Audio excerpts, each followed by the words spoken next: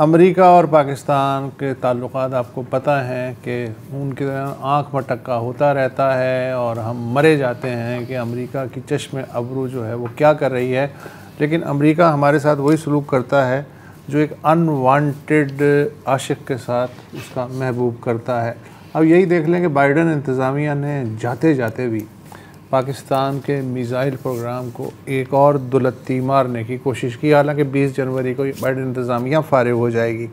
تازہ جو پابندیاں ہیں وہ ہمارا جو میزائل ساز ادارہ ہے اور ریسرچ کا ادارہ ہے نیشنل ڈیولپمنٹ کمپلیکس اسلام آباد، وہ ہے۔ اس کے علاوہ 3 نجی کمپنیاں ہیں، کراچی کی اختر اینڈ سنز، ایفیلیٹس انٹرنیشنل اور راک سائڈ انٹرپرائزز۔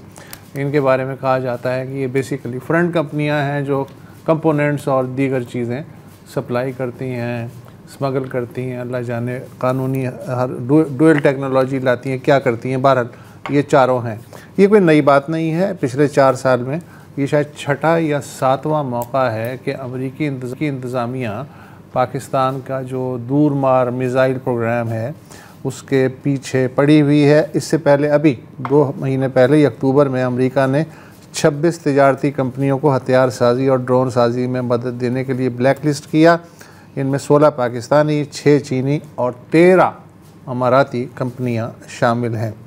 ایک مصری کمپنی بھی اس لسٹ میں شامل ہے۔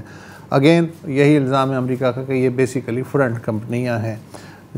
اس سے بھی پہلے 1 مہینے پہلے ستمبر میں Beijing research institute of automation, اس پہ بھی پابندیاں لگا دی گئیں، کیونکہ یہ ادارہ ہمارا جو شاہین 3 اور ابابیل میزائل سسٹم پروجیکٹ ہے اس کی راکٹ موٹرز کی آزمائش میں پاکستان کے ساتھ تعاون کرتا ہے۔ اس سے بھی پہلے اپریل 2024 میں چین کی 3 کمپنیاں جو ہیں ان کو سینکشنز لگیں۔ اس سے پہلے پچھلے سال اکتوبر 2023 میں چین کی 3 کمپنیوں کو پابندیوں کا نشانہ بنایا گیا کیونکہ وہ پاکستان کے ساتھ تعاون کر رہی تھیں۔ اس سے بھی پہلے دسمبر 2021 میں 13 پاکستانی کمپنیوں پہ پابندی لگائی گئی ہے۔ امریکی محکمہ خارجہ کے ترجمان میتھیو ملر، وہ خاصے معصوم آدمی ہیں، ان کا کہنا ہے کہ امریکہ دراصل کوئی انتقامی کارروائی نہیں کر رہا، پاکستان کا ہمارے دل میں بہت اچھا زبردست مقام ہے، ہم تو صرف یہ چاہتے ہیں کہ امریکہ جو ہے وسیع تر تباہی پھیلانے والے ہتھیاروں اور ان کے ڈیلیوری سسٹم کی حوصلہ شکنی کرنا چاہتے ہیں۔ کسی ڈریکولا کا کارٹون نہیں لگتا؟ اچھا، تو یہ امریکہ کا کہنا ہے۔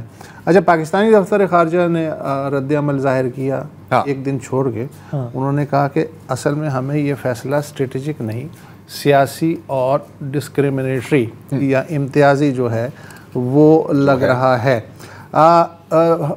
اس معاملے پہ ہم سب ایک پیج پہ ہیں، مثلا پی ٹی آئی کے جو ہیں زلفی بخاری صاحب، انہوں نے بھی کہا ہے کہ پاکستان کے 4 اداروں پہ پابندیاں افسوسناک ہیں، ہماری جغرافیائی پوزیشن ایسی ہے کہ خود کو محفوظ رکھنے کے لیے ہمیں ظاہر ضروری اقدامات کرنے پڑتے ہیں، اور بائیڈن انتظامیہ نے جاتے جاتے دوہرا معیار برتنے سے یہ باز نہیں۔ اچھا، اکثریت جو پی ٹی آئی کی ہے، حالانکہ حال میں ہی بات ہو رہی ہے نا، جب ہی وہ زلمئی خلیل زاد کہتے ہیں کہ پاکستان پہ سینکشنز لگنے چاہیے تو تواتر سے نیچے آتے ہیں، سر یس سر، لیکن اس کی مذمت کی ہے مہربانو قریشی جو ہیں، انہوں نے بھی سجاد برقی صاحب، لیکن جو سیکریٹری میں امریکہ والے، جی secretary P T I organisation of international chapters, جس کا اتفاق سے نام OIC ہے، تو یہ پی ٹی آئی کے OIC کے جو سیکریٹری ہیں، انہوں نے کہا کہ یہ دیکھیں روگ حکومت کے اوپر پہلے سینکشنز، لیکن نہیں، ایسا نہیں ہے، یہ حکومت کے اوپر سینکشنز نہیں ہے، یہ 7ویں دفعہ لگی ہیں جیسے آپ نے بولا ہے۔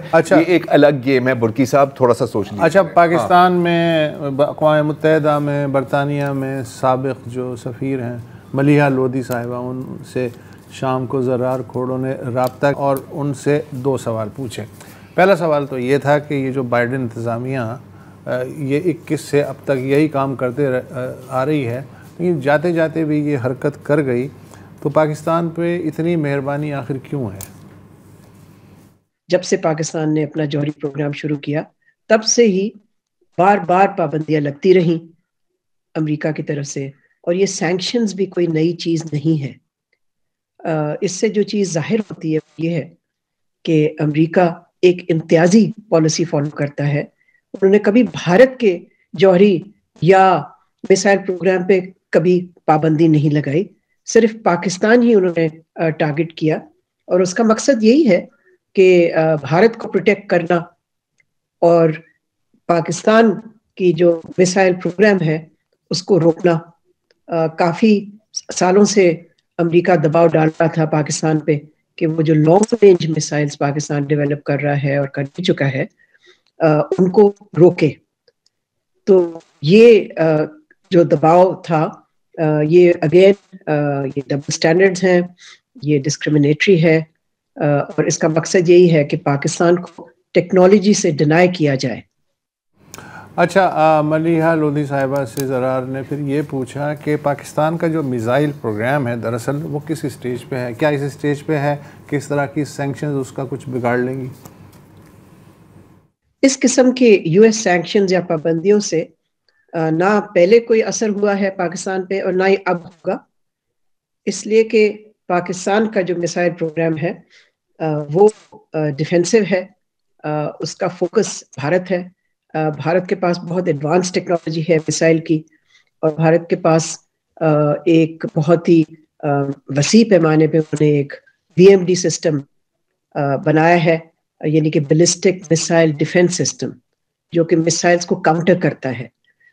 उसके लिए उन्होंने भारत ने अमेरिकी इमदाद ली है, पेट्रियट मिसाइल्स हैं उनके पास, इजरायली एरो और रशियन SS-400 मिसाइल से ही उनका बैलिस्टिक मिसाइल डिफेंस बना है। तो उस पर तो अमेरिका ने कभी पाबंदी नहीं लगाई। तो पाकिस्तान ने पहले भी इस प्रेशर को हमेशा रेजिस्ट किया है और अब भी रेजिस्ट करेगा, और इसका कोई असर नहीं होगा पाकिस्तान पे, इसलिए कि पाकिस्तान का कोई इस किस्म के कोऑपरेशन या ताउन ही नहीं है ना अमेरिका के साथ और ना ही किसी मगरबी मुल्क के साथ। अगर कोई ताउन है इस एरिया में तो वो सिर्फ चीन के साथ है, और उससे कोई फर्क नहीं पड़ेगा पाकिस्तान पे।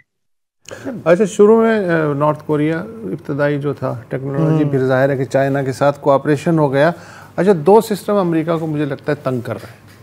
एक तो है अबाबील मिसाइल सिस्टम जो है 2200 किलोमीटर तक मल्टीपल वॉर हेड्स को मुख्तलिफ समतों में ले जा सकता है। तो इसका मतलब ये हुआ कि अगर कोई डिफेंस शील्ड है भी तो वो परेशान हो जाएगी। अच्छा, जहाँ तक डिफेंस शील्ड्स की बात है, तो एक ज़माने में मैं सोचता था कि यार मिसाइल डिफेंस ना बड़ा कोई गेम चेंजर है, लेकिन हाल में जो हमने देखा है मिडिल ईस्ट में, इजराइल के साथ। अच्छा, इजराइल इधर है, ईरान इधर है, राइट।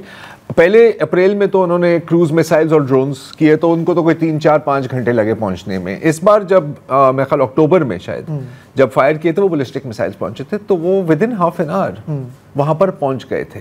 मतलब इराक, उर्दन और फिर इजराइल, और सिर्फ इजराइल की मिसाइल डिफेंस नहीं, जॉर्डेनियन एयरफोर्स, US एयरफोर्स, शायद ब्रिटिश एयरफोर्स, और बीच में जिनके हमें नाम भी नहीं पता, वो उनको नहीं रोक सके। अब ये है पाकिस्तान और बराबर में है Bharat. I am not sure कि जिस तरह की फ्लाइट टाइम्स हम देख रहे हैं, तो किसी भी किस्म के मिसाइल डिफेंस बहुत ज्यादा इफेक्टिव हो सकता है यार। स्पेशली आप ये तो देखेंगे ना कि एक मिसाइल तो नहीं फायर होता ना एक वक्त पे, वॉलीज फायर होती हैं। तो यहां पर तो न्यूक्लियर फ्लैश पॉइंट यूं है। दूसरी बात, अब इजराइल की बात की, और अगेन ये बात शायद बहुत लोगों को फनी लगे, और यहां पर बैठ के तो हम कहते हैं कि यार ऐसा हो ही नहीं सकता। जो लॉन्ग रेंज मिसाइल्स जिन पर सैंक्शंस लग रही हैं, those are missiles that are capable potentially to reach Israel. अब आपको पता है कि अमेरिका तो कुछ भी करता है कि मेरे प्यारे बेटे को आप कुछ ना कहें, राइट, नस्ल कुशी करे, कुछ भी करे। एंड आप जब प्लानिंग करते हो स्ट्रेटेजिकली, आप किसी के इरादों पर प्लानिंग नहीं करते कि यार तुम्हारे पास बंदूक है लेकिन तुम मेरे दोस्त हो, तुम मुझे क्यों गोली मारोगे। मतलब मैं प्लानिंग इस तरह करूंगा कि तुम्हारे पास बंदूक ही क्यों। तुम मुझे ये बताओ, शाहीन 3 एक तरफ तो अंडमान निकोबार में जो भारतीय आबदोजों का अड्डा है वहां तक मार कर सकता है, और क्या मगरिब में इसराइल तक भी पहुंच सकता है? आई थिंक 2740 किलोमीटर की रेंज है। I think long end of capability पर शायद हो, लेकिन मुझे ठीक है।